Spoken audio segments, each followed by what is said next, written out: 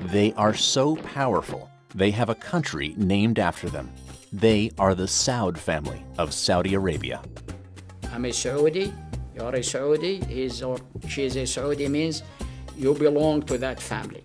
Saudi Arabia is a dictatorship managed by a democracy. We're really talking about a core group of maybe 15 to 30 princes that are really controlling the final decision on everything. A kingdom the size of Western Europe, with a quarter of the world's known oil deposits, riches that could tip the balance of global history. But with an increasingly radical populace and a resource that won't last forever, is the sun setting on the House of Saud. It's a remarkable family in that it's held on to a fairly fragile country. They all know their survival depends upon staying together and staying in power.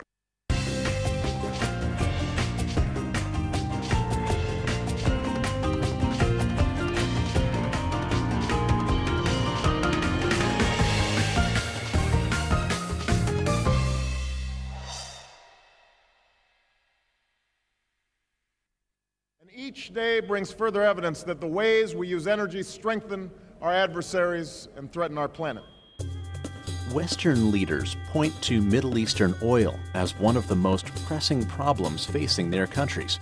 And to many, one nation is synonymous with foreign oil: Saudi Arabia. It was called the day the West woke up.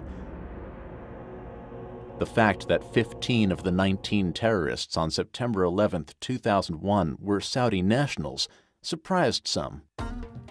Saudi Arabia has been a close ally of both Europe and the United States, but this seemingly worldly group of princes and kings has had a long-lasting alliance with a branch of Islam that has little fondness for the West. The Saudi royal family funded the extremists for years. I mean, we're talking about going back to the 30s, and back to independence. So these people really control the media today. And therefore, they control the schools, and they have great access to propagating their ideas. In 2005, the country crowned a new monarch, King Abdullah. He promised a new era of reforms. Our opinion inside the CIA was that Abdullah was more capable than many of the other princes. I mean, this is good news for Saudi Arabia. He's making an alliance more with the liberals in order to push the kingdom in the 21st century. A delicate balance, but some fear the fundamentalists in Saudi Arabia may turn and bite the hand that feeds them. Saudi Arabia finally woke up and said to itself, if we continue to support radical factions, extremist Wahhabi factions, we ourselves are going to collapse. The dynasty ruling Saudi Arabia traces its roots to a desert past and to a visionary tribal leader from the mid-18th century.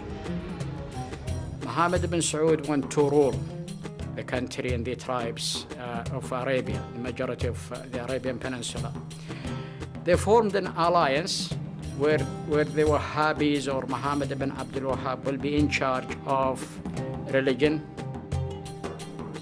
The Wahhabists followed the teachings of Muhammad ibn Abdul Wahhab.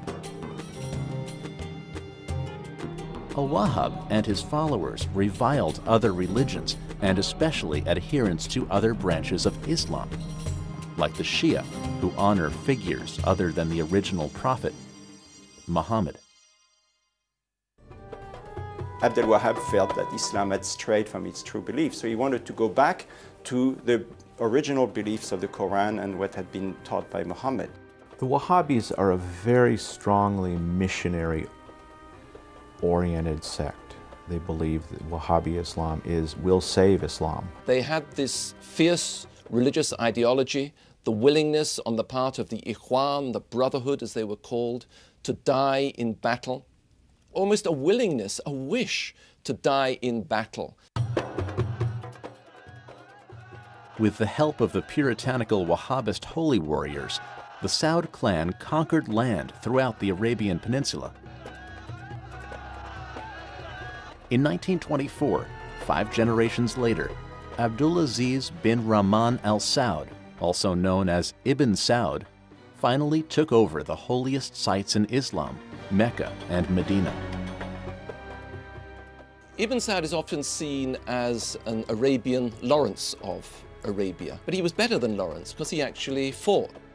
Very tall, very big, had a lot of charisma and a lot of guts. I mean, he did a lot of, attacks in the middle of the night, completely desperate type of military attacks of other positions, which no one would have done. I mean, he was a man of great courage. He united the area's warring Bedouin tribes through both violence and intricate alliances. Talking around the campfires, the Bedouin liked to joke about Ibn Saud. They said he's got two swords, a sword of steel, the one with which he conquered, and the sword of flesh, which he used once he'd conquered, and would marry the chief daughters of the tribe that he'd conquered, and thus bring that tribe physically into the union of the Saudi family. In 1932, he proclaimed this conglomeration of tribes between the Red Sea and the Persian Gulf his family's kingdom, Saudi Arabia, the Arabia of the Sauds. This patriarch and his 45 sons would rule into the next century in partnership with his religious allies. Wahhabi clerics were given wide control of the educational and legal systems. In the early 20s, Abdulaziz Al Saud was able to really take the ideology of Wahhabism, and we might consider today that's the ideology of militant Islam, and to really make it into a political force in order to pull the tribes of Saudi Arabia together. And it's an Islam that we look at as abhorrent because it involves cutting people's heads off, enslaving women, and on and on and on, all the things, the popular cliches we know about. The kingdom survived, largely from revenues charged to the Muslims from around the world who make the annual pilgrimage, or Hajj, to Saudi Arabia's holy sites. He charged Muslims to make the Hajj to Mecca. They had to pay a fee to be allowed into Saudi Arabia, and that's how he lived, frugally. But then, in the midst of the Great Depression, a new source of revenue presented itself, one that would change world history. Oil had been found in nearby Iraq, Iran, and Bahrain. He was able to have the vision to know what he did not know. He knew that he did not know anything about oil, so he was not going to go look for it himself. He knew it existed, he knew he could bring a lot of money to the kingdom, so he hired the oil company of Southern California, SoCal, to look for oil, and eventually, it took them a long time, but they found oil. This precursor to today's Saudi oil behemoth, Aramco, gave the king $170,000 for the rights to drill. A drop compared to the many billions that the resource would one day produce for the royal family. This was a personal license to drill oil that Ibn Saud had granted in his lands. It was his money. And to this day, there is a sense in which the House of Saud consider the oil to be their own personal property. Along with news of our fuel oil shortages comes the fresh warning that our known oil reserves will be exhausted in 10 years at the current rate. Toward the end of World War II, Franklin Delano Roosevelt recognized the importance of Saudi oil to the United States and invited the king aboard the U.S.S. Quincy to officially open diplomatic relations between the countries. The desert monarch and the patrician from New York seemed to be so different, but Roosevelt scored points when he gave the aging warrior king his spare wheelchair. American firms have opened new fields abroad. Of these, one of the biggest and most important is Saudi Arabia. Beneath its blistering sands lies a near... With global shipping now safe again and a major customer secured, oil production resumed, and so did the flow of money. The king wanted to modernize, no small feat when his ideological partners, the Wahhabis, outlawed innovations developed after the time of Muhammad. He wanted to attain modernity for his people while keeping his society as it was in the earliest days of Islam. This is a tall order, but it's a formula that he perfected and that enabled Saudi Arabia to maintain its puritanical religion and at the same time accept modernity that has come through to this day, I believe. And I think that was it showed amazing vision on his part. Ibn Saud arranged a special demonstration of how the telephone could work. And he had it call up a distant town. And he said to one religious sheikh, well, why don't you speak on the phone and see what you can hear at the other end? And at the other end, Ibn Saud had stationed another religious sheikh. And so when the religious saw that this work of the devil could in fact be used to make their own communications easier, they changed their mind. As the battle-scarred king aged and his severe arthritis increased, his kingdom seemed poised for either great wealth or oblivion. By the early 1950s, people around the world wondered, could the new nation last longer than its charismatic founder? Who would be the next king? The system of succession in Europe, in royalty, it tends to go from father to son. And if there's no son, we name a woman and then you have a queen. It doesn't work like this in a Bedouin system. In a Bedouin system, the family gets together and tries to find out who the most important leader is. Saudi Arabia is a dictatorship managed by a democracy. In other words, the royal family works solely by consensus. And any decision in the royal family has to be okayed by everyone. With the wrong successor, the fledgling country's vast wealth could be squandered, and the kingdom could quickly return to its desert roots. The Kingdom of Saudi Arabia was propelled from a group of desert tribes to a modern nation. This happened in just a few decades at the hands of its founding king, known in the West as Ibn Saud. But in his waning years, Ibn Saud faced a problem. In the last years of his life, Ibn Saud relied very strongly on his two eldest surviving sons, Saud and Faisal. But most people who knew the two brothers knew that the second brother, Faisal, was the one who really had it in his head, the one who had the political ability. And so, before he died, Ibn Saud is said to have brought the two brothers together and asked that although one would obviously become king, that was Saud, and the younger one, Faisal, would become crown prince, they should see themselves as a partnership and should work as a team. On November 9, 1953, the warrior who established Saudi Arabia died in his son Faisal's arms. But Faisal was not the heir to the throne.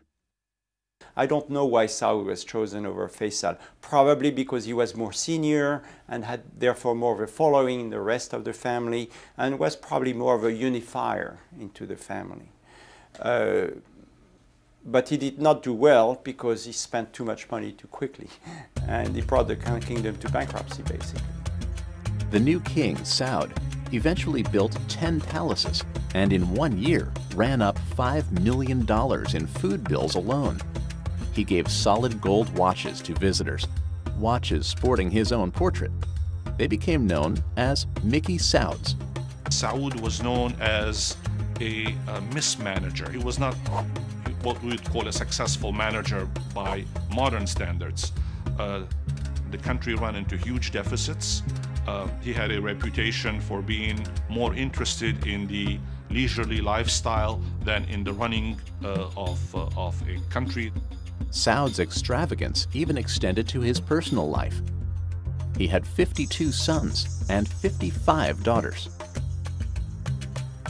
Saud's brothers were concerned about the hemorrhaging budget, and their Wahhabi Muslim partners were concerned with his relationship with Egypt's Gamal Nasser, a proponent of socialism. Would the royal family council try to undo the will of the patriarch king? Would there be a coup d'etat?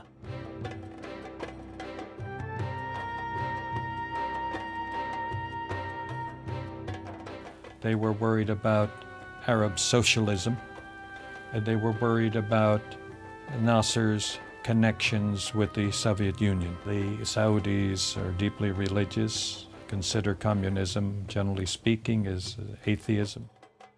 U.S. President Dwight D. Eisenhower courted the king in an effort to shift the balance of power away from the Soviet Union, with the help of his Secretary of State, John Foster Dulles. Eisenhower and Dulles had the idea for a time that Saud, representing the Saudi state, which was receiving more and more oil income, might be a useful counter to Nasser in the Arab world. Saud favored Eisenhower's economic aid over Nasser's movement, but the cash infusion wasn't enough. The family council moved to sideline Saud and put the crown prince, his brother Faisal, in charge of day-to-day affairs, a huge embarrassment to a sitting monarch. King Saud tried to regain power, but the deficits continued. He was declared unfit to rule and exiled to Greece in 1964. Even who the king is defined by the family. You know, you have to be very, very subtle and very careful on how you work this out if you want to maintain yourself in power. He simply was not up to running a country that was rapidly moving from the 7th century into the 20th century.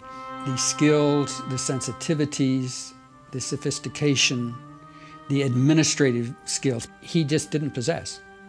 He was a rather tragic figure. It was Saudi Arabia's bloodless coup. The deposed king died in 1969. King Faisal had already been the country's leader for years. President Kennedy supposedly said to Faisal, "Your Majesty, you're going to deny this, but there are slaves in your country, and I want them freed." And they were freed as a result of this meeting. Personality-wise, they were so different. Intellectually, they were so different. Saud, the last thing one would ever have said about him was that he was an intellectual. That wasn't his interest. Faisal was very well read, paid attention to all kinds of things. He was a very wise, able man. An austere figure with a surprising past. I understand that when he was a young man, he was a bit of a libertine at times. I can't say how much or just where, but that was what the stories were. In his youth, Faisal was known to live the high life, even on a humble picnic with friends. Oh, that was hysterical. That really was hysterical. And we prepared beef hot dogs and all the fixings for any picnic. And we went to the park in limousines yet. And I'll never forget Prince Faisal got a hot dog bun, put the hot dog, and caviar, and oil salt on top of it. This was a trend that would be repeated again. Princes who break Islamic laws by drinking and carousing, who later become devout kings. Faisal soon became one of the most popular monarchs the region had ever known. King Faisal, I think you could almost call him the idealized king. He was tall, he was very distinguished looking, much more educated and worldly than any of the predecessors. This popularity meant that Faisal was able to launch ambitious plans to modernize the country. He built hospitals, schools, and initiated massive irrigation projects. Faisal, more than any other king in the kingdom, is the person who actually propelled the kingdom into the modern era. The man would work 12 to 14 hours a day, receiving petitions, seeing foreign diplomats, meeting with his cabinet. So he was unlike any other Saudi ruler I have known. He was a creature of work. He was the cleverest king they ever had, and in some ways revolutionary. And I'll give you an example. Girls' schools didn't exist until Faisal became king. And when he opened the first one, there were a lot of protests from the ulamas and everybody else. They wanted to tear it down, and he stood his ground and got away with it. One advance didn't go over well with the hardline Wahhabi clerics and their followers. the introduction of television. It was a hard pill to swallow for those who opposed any innovation after the time of Muhammad. There were actual demonstrations against this wicked Western invention that would bring these ghastly soap operas showing the decadence of the West into the Holy Land. King Faisal insisted that this was an innovation which, under control, could actually enhance education and pushed it through. One of Faisal's own nephews was killed during the ensuing skirmishes. There were riots in the streets, and one of the young men who was rioting was a prince and was killed by the riot police. But through his own example of piety and Bedouin tradition, he seemed to keep the extremists at bay. With his modernizations in place, he was able to wrest controlling interest of the country's oil company, Aramco, from Westerners. Saudis started to run the oil fields. It was this, the great national asset, that Faisal felt that the Saudis should take control of themselves. It jerked Saudi Arabia out of this medieval past and threw them onto the center of the world stage because they were producing so much oil, so much money was coming in that they had to spend this money in order to keep the international economy going. A further break with the West came when Israel's neighbors attacked her during 1973's Yom Kippur War, and the U.S. sided against the Arab nations. He felt very deeply about Israel, very strongly about that. He always insisted he was not anti-Semitic, anti-Jewish, but he was anti-Israel. Having gotten this message that we're going to be even-handed, and 2 days later saying, and we're going to give $2 billion to the Israelis for military aid, was a breach of trust, personally. And it was at that point that something in Faisal snapped, and he gave way to a very strong feeling that was generated by those around him, that the power of oil held by the Arabs should actually be used in this war. As a leader in the Organization of Petroleum Exporting Countries, or OPEC, he called for an oil embargo. Faisal made his oil minister, Sheikh Yamani, a household name throughout the world, as the Saudis seemed to be in direct control of the flow of gasoline. It was the only card he had to play. It was the only weapon he had in his arsenal that he thought would make an impact on America. Now, it did make a big economic impact on America, but it certainly didn't change American policy. Relations were damaged and revenues were down, but Faisal had become one of the most powerful leaders the Arab world had ever seen. But had his effort to modernize gone too far, too fast? The decision to introduce television to the kingdom came back to haunt him. On March 25, 1975, the brother of the young nephew killed in the television riots was admitted for an audience with the king. And when his turn to greet Faisal, he pulled his gun and blasted his brain.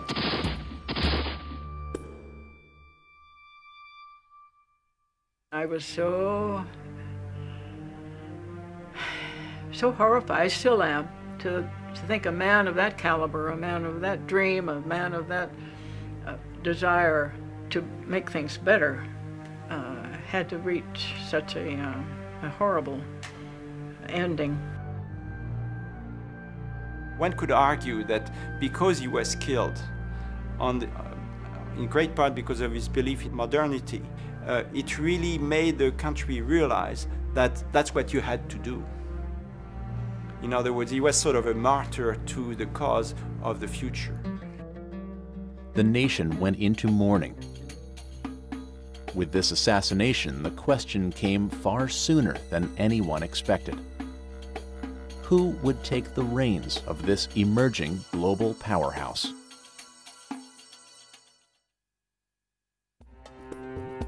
With the assassination of King Faisal, the Kingdom of Saudi Arabia suffered another crisis of leadership.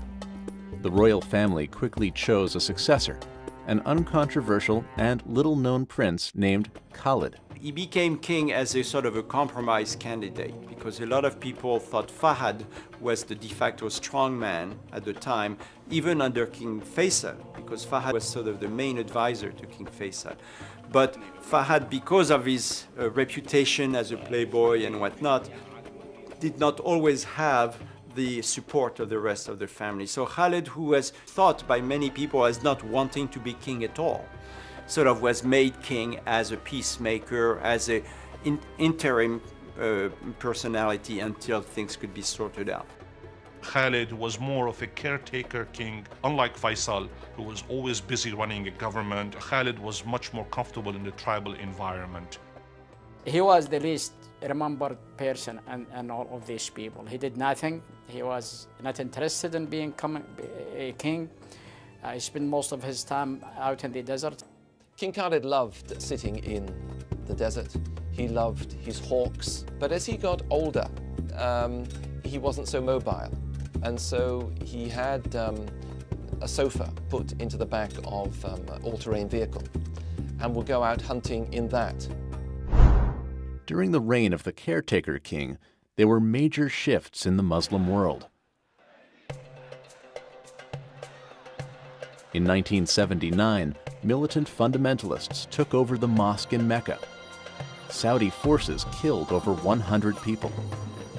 Taking over Mecca was truly for them a wake-up call. This cannot continue solving problems like this. The Saudis, remarkably, by the way, for a Middle Eastern country, backed away from violence. Just 1 month later, Afghanistan was invaded by the Soviet army. To the Wahhabi clerics, who were the royal family's partners, this was an unacceptable presence in the region. The Soviet Union was seen as godless. It was godless, and therefore a direct threat not just to Afghanistan but to the whole Muslim community. In Afghanistan, Saudi Arabia was the full partner of the United States. We both agreed the best thing to do is just hand out arms and money. Saudi nationals went in droves to fight the Soviets, including a young Osama bin Laden. It was very successful for the Saudis and successful for us. The Soviets were defeated. And all these young mujahideen, paid and trained by the Saudis and to some degree paid and trained by us, were also victorious. But actions have consequences. Khalid suffered a heart attack in 1982. He died just 7 years into his reign. Khalid's legacy, the Saudi involvement in Afghanistan, would have major repercussions in years to come. How do you reintegrate young warriors when they come back victorious from a war? They looked and they saw, instead of a country ruled by shepherd kings living austere Muslim lives, they saw a country that was run by and for the benefit of the royal family, and where there was a gap between what the royal family said and what it actually did. With Khalid's death, the crown prince Fahad became king. By reputation, he seemed the opposite of the austere Muslim that the Wahhabist populace expected of their leader. Word had it that he had once lost $6 million in a single night in Monte Carlo. He owned yachts, an estate in Spain. Even Fahad's weight was seen as a symbol of royal decadence. The king's weight would balloon up into, well over 200 pounds and perhaps a good deal closer to 300 pounds. And then he would go on these crash dives. But pretty soon you'd see him, and even in the flattering, concealing garments that Saudis wore, you could tell that there was a lot of king there beneath these garments. I think it added to the way people saw him as someone who was not as self-disciplined and with the same inner checks that someone like Faisal so totally had. The entire family came under scrutiny. One prince, Al-Walid bin Talal, was said to be worth nearly $20 billion before his stake in Citigroup plummeted during the bank crisis of 2008 and 2009. In one of his opulent homes, Al-Walid had 17 dining rooms, 12 elevators, and a private screening room. hardly the Spartan life of Wahhabist Islam, which shuns anything developed past the 7th century. Rather than reigning in the royal family, he more or less just let them run wild. I think Fahad really was breaking the commitment to what I might call social justice in Saudi Arabia and allowing the elites to amass great wealth. They were very much nouveau riche at the time, and all of a sudden that this big manna coming from heaven, and they were spending it like crazy. I mean, it was very much fun, and then they realized that there's a lot of drawback to that. Also, King Fahad was really seen by the religious establishment as being too wild, and so when he became king, he had to make up for that. Even as the royals reaped their percentage of the oil profits, unemployment within the kingdom soared. You had this population explosion, more and more people who were needing education and needing health services, needing housing, and needing jobs. And the Saudis just were not producing the jobs that they needed in order to keep the population, satisfied. The discontented masses, trained in madrasa schools and funded by the Saudi government, were about to add another grievance. International forces, non-Muslim soldiers, were about to be stationed on their holy soil at the invitation of the royal family. In 1990, Iraq's Saddam Hussein ordered the invasion of Kuwait. An international coalition was poised to take Kuwait back. King Fahad, fearing that his kingdom was also in Saddam's sights, agreed to station foreign troops on Saudi soil. Saudis had always had a real fear and resentment of an American military presence in Saudi Arabia for two reasons. One, they are xenophobic, and the idea of armed foreigners in the country was very disquieting to them. Another thing that was of grave concern to them was that they consider Saudi Arabia to be sacred soil because it is the place where Mecca and Medina are. As if to counter the criticisms, Fahad continued to fund the religious right. He allowed the conservatives to take over society. And under the years of King Fahad, society became very, very closed. Women were not allowed to work when they were allowed to work before. Of course, they still are not allowed to drive. Foreigners were really kept aside, etc., etc. And they gave a lot of money to movements outside, proselytizing movements outside Saudi Arabia to push this conservative Wahhabi trend. And so the religious right was always reluctant to attack the royal family. I mean, they were the financiers. But the efforts didn't silence the most radical elements, especially since 5,000 American troops remained after the first Gulf War, a fact that made the top of Osama bin Laden's list of grievances. He uses the American presence to recruit some of these religious extremists who are trained in Saudi universities to literally hate non-Muslims.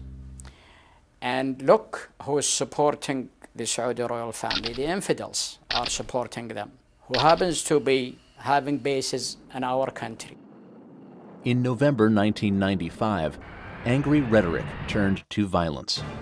A U.S.-run training facility in Riyadh was bombed, killing 5 Americans and 2 citizens of India. King Fahad claimed to have found and executed the guilty terrorists, but U.S. law enforcement agents complained that they had never been given access to the investigations.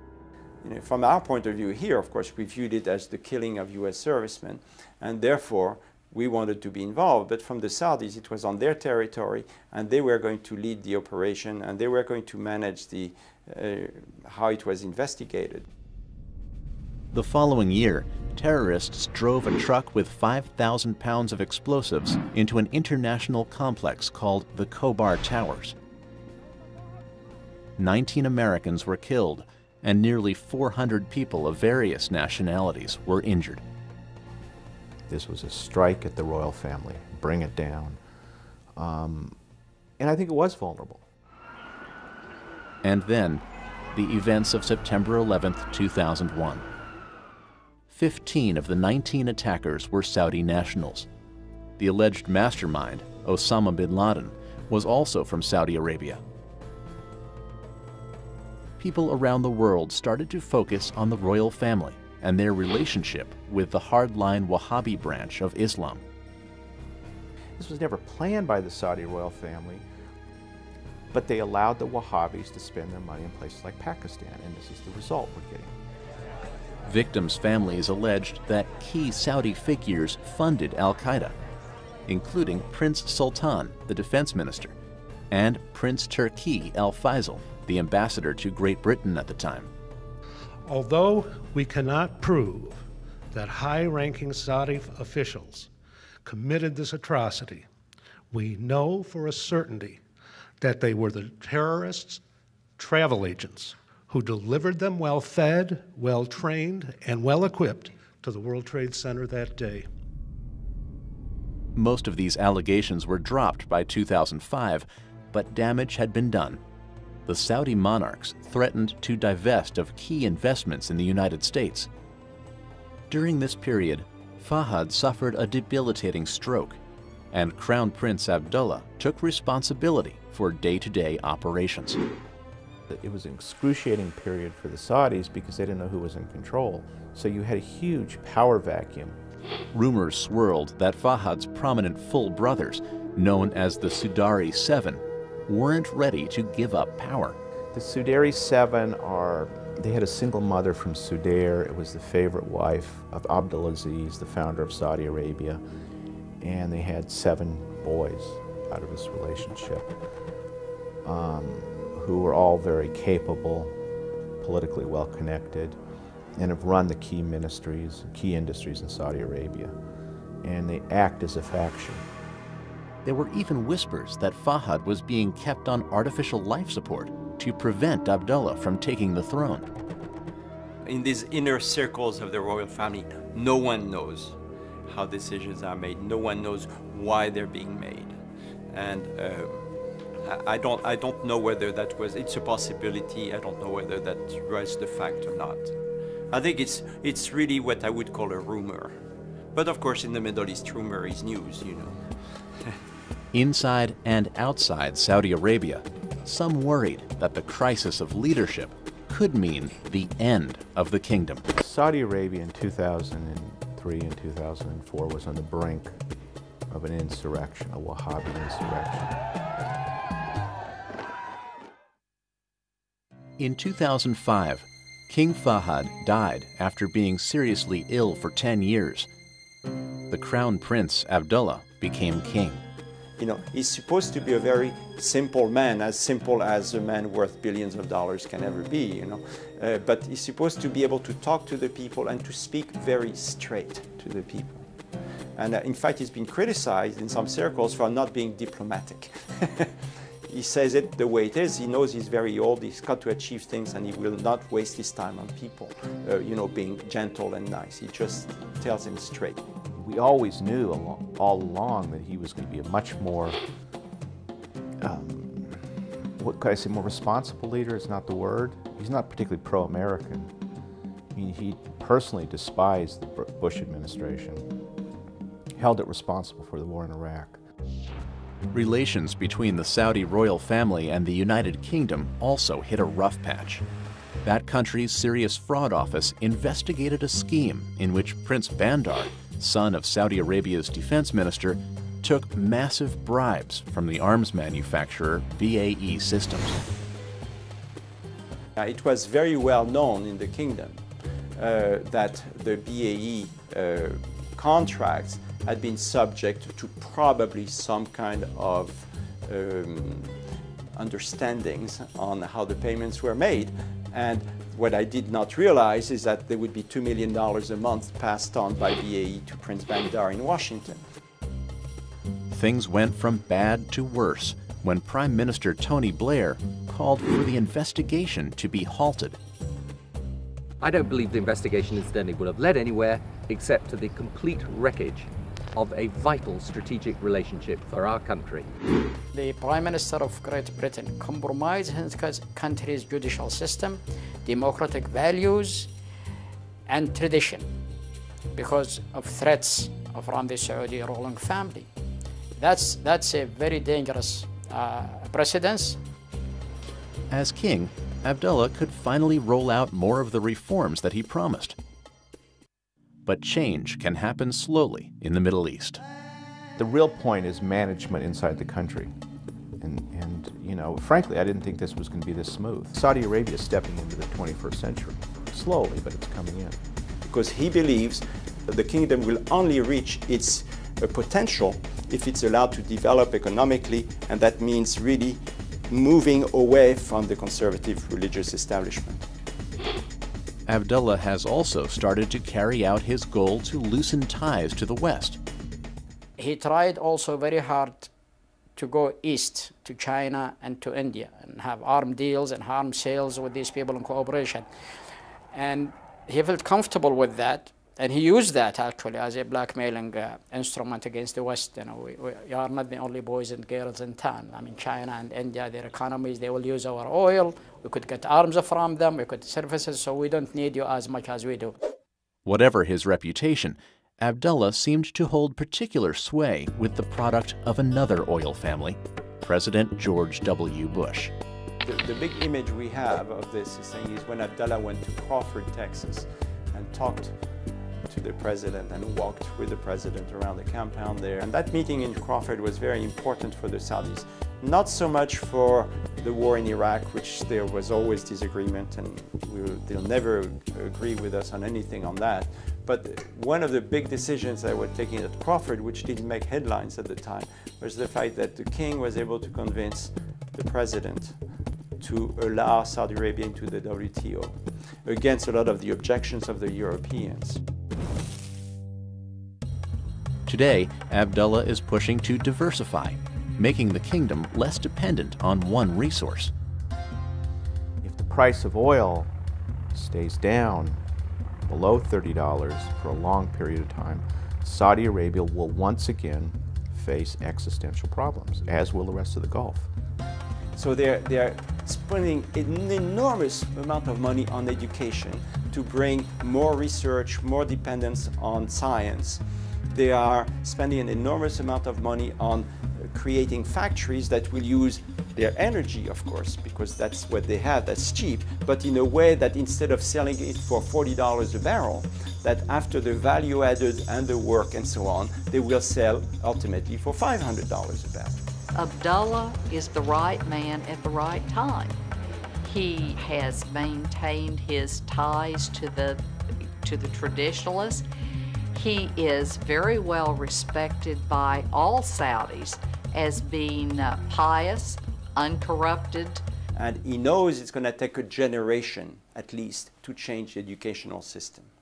But he knows if you don't start now, you'll never get anywhere, and the kingdom will stay as a second-rate power forever. In February 2009, King Abdullah shocked the world. He announced that he was dismissing ultra-conservatives from top posts and made other changes. And we've seen with the appointment of a female minister, deputy minister. I mean, this is all fantastic news for Saudi Arabia. This is a vibrant society. It has its problems, like all societies in the world, but it is not a failed society. It is experiencing growing pains, but it is a society that will certainly endure. If Abdullah's strategies work, the House of Saud will also endure, but the king is in his 80s. By 2009, Crown Prince Sultan was reportedly already terminally ill. Plus, the rest of the sons of the founding king are also of advanced age. The succession process is anything but a sure thing. Soon, a grandson, or even a great-grandson of the founding king will have to be chosen. And we don't know who's going to be next, but he has made it in such a way that whoever comes next will be very close to his views of where it should go. many of them, the grandsons, are educated people, very detached from the past. I mean, from the Bedouin traditions like King Abdullah and his brothers. They grow up in semi-nomadic life and, you know, like to the sword dance and go to the desert and hunt. These new generations grow up like many other generations with computers and you know, public universities in the West and other places. So their value system has changed too. So there might be some positive changes in terms of spreading power a little bit, okay? But it will be a very interesting thing to see. In just a matter of decades, the Saudi royal family has presided over a nation's transition from a tribal society to a major player on the world stage. Despite all the internal and international turmoil, the House of Saud has retained its power. As the Saudis like to say, they're like a fist, and when they're threatened, they hang together. But I think the important question about the Saudi royal family is they don't shoot or poison each other. Because if they do, it's the end of the Saudis.